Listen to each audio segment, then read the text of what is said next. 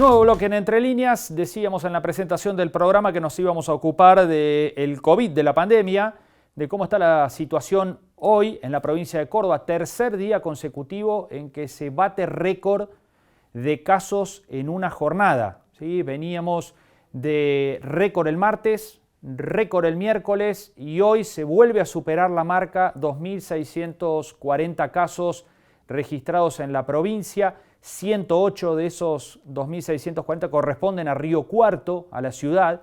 Bueno, ¿qué pasa con este volumen de casos? Porque inevitablemente un porcentaje de esos casos termina acudiendo al sistema de salud, algunos incluso con internaciones. ¿Está preparado para enfrentar esta segunda ola de esta envergadura? El sistema de salud, en particular el sector privado, que venía diciendo que tenía parte de su capacidad ocupada con otras patologías a diferencia de la primera ola. Lo vamos a conversar porque está con nosotros Mario Piastrellini, que es el titular de la Asociación de Entidades Sanatoriales de aquí de Río Cuarto y además director médico del Instituto Médico de nuestra ciudad. Doctor, ¿cómo le va? Buenas noches. Buenas noches, Gonzalo, ¿cómo le va? Bien, gracias por estar allí. Bueno, ¿cómo está viendo esto? Tercer día consecutivo que se bate récord de contagios en la provincia. ¿Empieza a preocupar el panorama?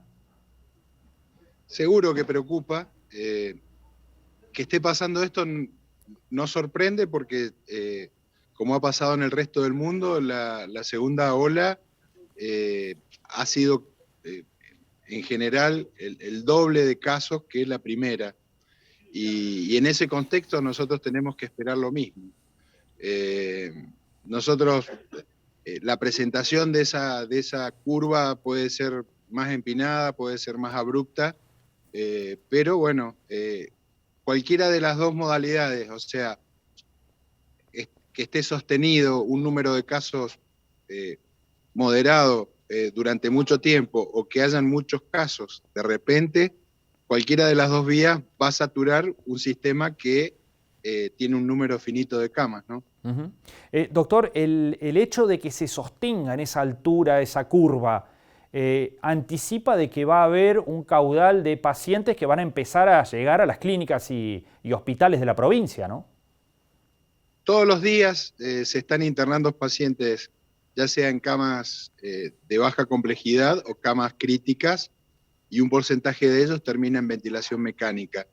Eso seguramente va a seguir, porque no hay miras de que baje, si no hay alguna medida que tienda a que haya menos contacto y menos casos.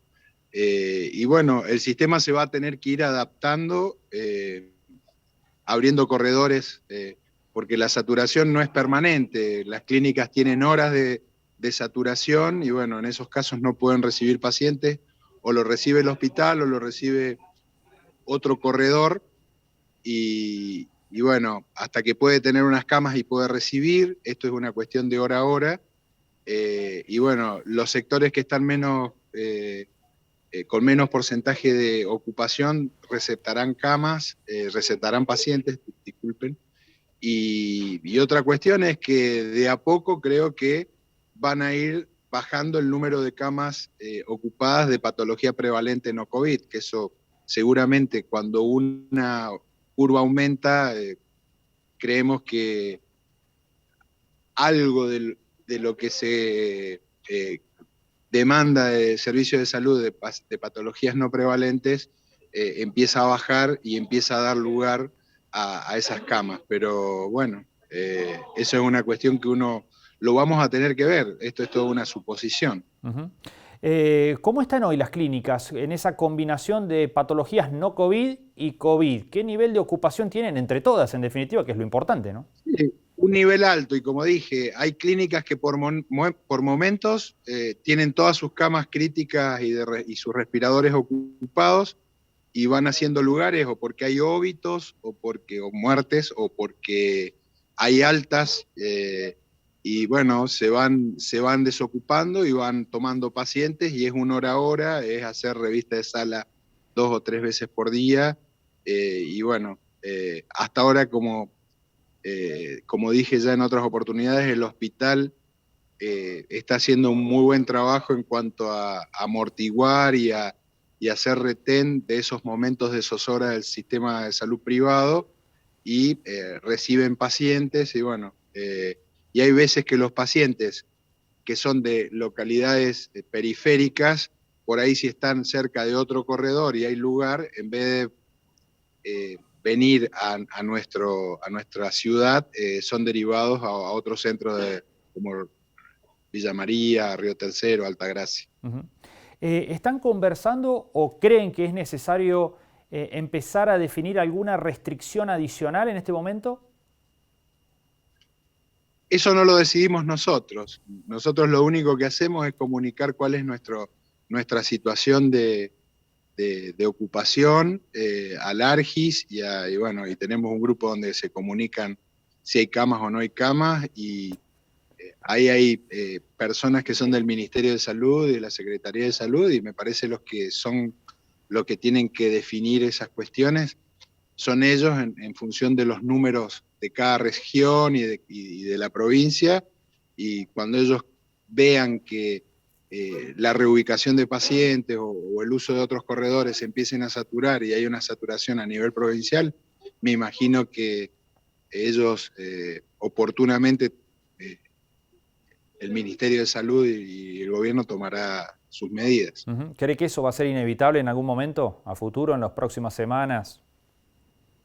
Y si la escalada de casos es como está prevista y como ha sido en el resto del mundo, y si la actividad o la demanda de camas no COVID sigue alta, es muy factible, es muy factible. Uh-huh. Doctor, ¿qué están viendo en cuanto a las personas que llegan hoy a las clínicas y sanatorios? ¿Son las mismas de la primera ola en cuanto a características, pregunto, no? No, el grupo etario es un poco más bajo, y eso tiene que ver con algunas cuestiones que uno, bueno, puede razonar. Una es que un porcentaje importante, más de un 60-70% de personas de más de 60 años están vacunados, y eso hace que el grupo blanco sea los que tienen menos edad, y entre ellos los que tienen factores de riesgo como enfermedades crónicas o alguna patología que los hace más susceptibles a los efectos del virus. Y después, bueno, también hay que analizar que el grupo que se impacta con el contagio es el grupo que está trabajando y el que circula y el que está en actividad.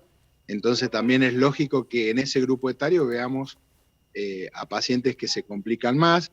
Y después también otro factor es el tema de la cepa de virus que está circulando, que nosotros no lo sabemos bien porque no podemos hacer un diagnóstico genético de qué tipo de cepa es, pero sabemos que están circulando por informes epidemiológicos a nivel nación. Está la cepa andina, está la cepa Manaus, está la cepa Río de Janeiro, está la cepa California, la inglesa.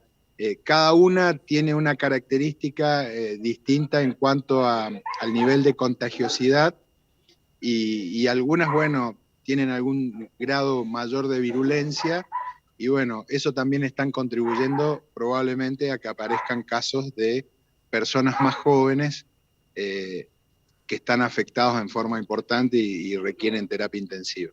Bien. Doctor, como siempre, le agradecemos mucho estos minutos, ha sido muy amable. No, les agradezco a ustedes por dejarme comunicar. Bueno, hasta la próxima, adiós.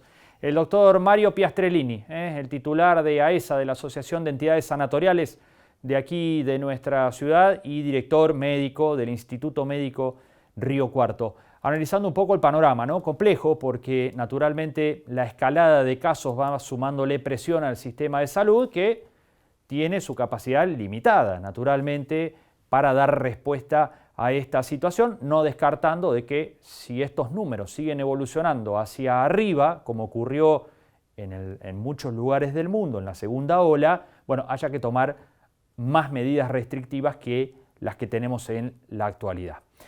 Momento de nueva pausa, ya seguimos con más Entre Líneas.